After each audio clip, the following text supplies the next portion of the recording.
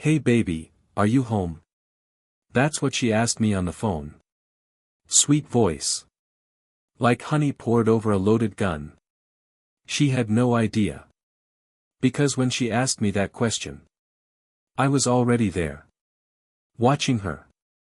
Standing just 10 feet away. Looking her dead in the eyes as she laid in a hotel bed with another man, her robe loosely tied, his shirt on the floor, and their lie, crumbling before it could even finish leaving her mouth.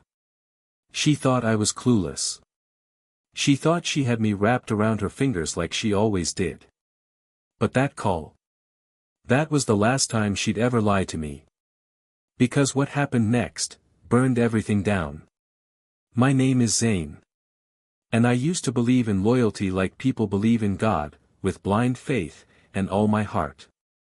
My wife, Ariba, she wasn't just the woman I married. She was the center of everything I built. We had a home. A life. Inside jokes. A song we danced to in our kitchen at 1 a.m. when no one was watching. I thought we were solid. Imperfect, sure, but real. Honest. Until the little things started changing. She stopped leaving her phone on the kitchen counter. Stopped laughing at my dumb jokes. Started buying new clothes for errands that didn't last long.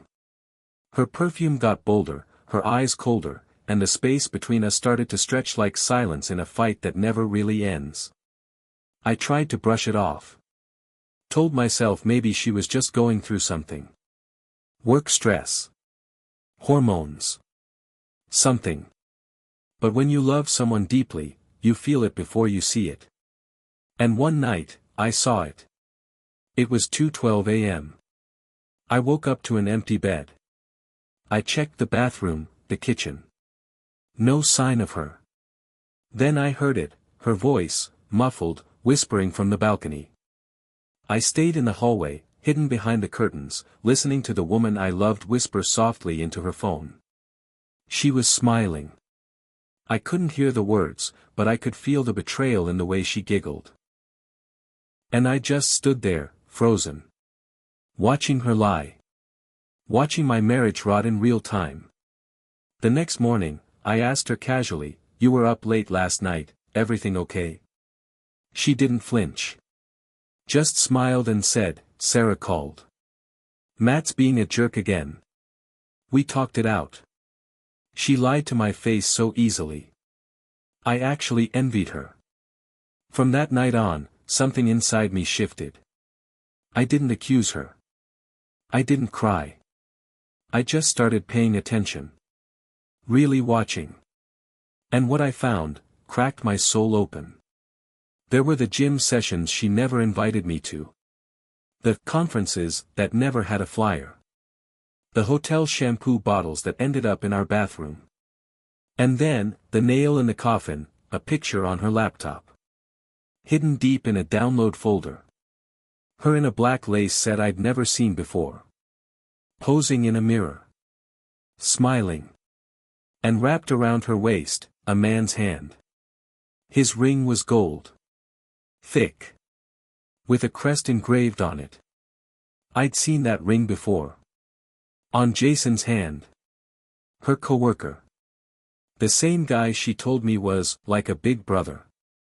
That photo sent ice through my veins. I didn't eat for 2 days. I didn't sleep right for a week. But still. I didn't say a word. I wanted to see how far she'd go. How deeply she'd dig her grave before realizing I was watching her build it. I hacked her email. Tracked her calendar. Cloned her phone. She thought she was being discreet, but she was leaving trails like a kid with sticky fingers. One email was all it took. An invite. See you at the retreat. Same room as last time, winky face. She didn't even bother deleting it. So I planned everything. She told me she had a 2-day corporate training. Phones not allowed. Some silent detox thing. I nodded. Held her face in my hands. Told her, be safe. And inside? I was already 10 steps ahead. She left Friday morning. Curled hair. New heels. That same damn perfume she thought I didn't notice. As soon as she pulled out the driveway, I grabbed my bag, packed with my spare phone, camera, a mic, and my own key to a hotel room I'd booked the night before. Not just any room. The room next to hers. They walked into the hotel that evening just after 7:15. She was laughing. Clutching Jason's arm like he was her savior. His hand was on her lower back. They didn't kiss in public, no. They were smarter than that. But the way she looked at him. That look used to be mine. And now it was rotting on someone else's face. I waited in silence, pressing record on everything. Through the bathroom vent, I could hear them. Whispering. Joking. The bed creaking. Her laugh, breathless, fake, familiar. And then, my phone buzzed. 8:42 p.m. Her name on the screen. I answered, on speaker. "Hey baby," she said, like everything was normal. "Are you home?" I didn't say a word. Because I was watching her through the peephole. Because I could hear her sheets rustling from the next room. She said it again, a little confused now. "Hello? Zane? You there?"